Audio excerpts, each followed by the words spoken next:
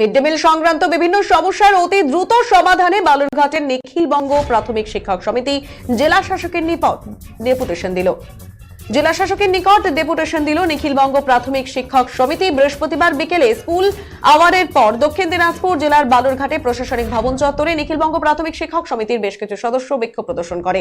এদিন বিক্ষোভ চলাকালীন সমিতির জেলা সম্পাদক শঙ্কর ঘোষ বলেন, স্কুলের মিড ডে মিলকে আমরা অবশ্যই সমর্থন করি, কিন্তু স্কুলের শিক্ষা সংক্রান্ত মূল বিষয় পঠন পাঠন অবজ্ঞা করে কখনোই নয়। তিনি বলেন, সম্প্রতি মিড ডে মিল দপ্তর থেকে যে সব তথ্য পঠন পাঠন চলাকালীন নির্দিষ্ট সময়ের মধ্যে স্কুল থেকে দিতে বলা হচ্ছে, সেই সময় স্কুলের শিক্ষক শিক্ষিকাদের তথ্য পাঠানো সম্ভব নয়।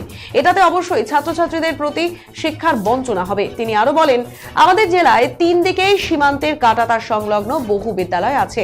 সেই সব বিদ্যালয় থেকে অ্যাপের মাধ্যমে তথ্য পাঠানো সম্ভব নয়, মোবাইল নেটের সমস্যার দরুন। তিনি বলেন, মিড ডে মিলের জন্য আলাদা করে কর্মী নিয়োগ করে বা স্বনির্ভর দলের মাধ্যমে চালানো হোক। মিড ডে মিল থেকে শিক্ষক শিক্ষিকাদের অব্যাহতি দেওয়া এবং বাজারের সঙ্গে সঙ্গতি রেখে মিড ডে মিলের বরাদ্দ অতি দ্রুত বৃদ্ধি করতে হবে।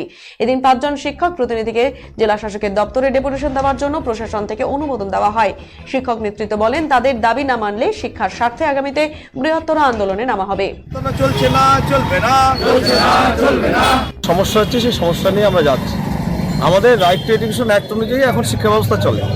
সেখানে উল্লেখ করা আছে 25-এর A নম্বর ধারায় যে শিক্ষা বহির্ভূত কাজে শিক্ষকদের কোনো এনগেজ করা যাবে না। আর 27 নম্বর ধারায় উল্লেখ করা আছে শিক্ষা বহির্ভূত কাজ বাদ দিয়ে কী কী কাজে এনগেজ করতে হবে। সেটা হচ্ছে আমাদের বন্যা, খরা, তারপরে ইলেকশন, জনগণনা, এইসব কাজে নিযুক্ত করা যাবে, বাদবাকি কোনো কাজে নিযুক্ত করা যাবে না। শিক্ষক সমিতি জিন্দাবাদ, শিক্ষার স্বার্থে নিখিলবঙ্গ প্রাথমিক শিক্ষক সমিতি লড়ছে।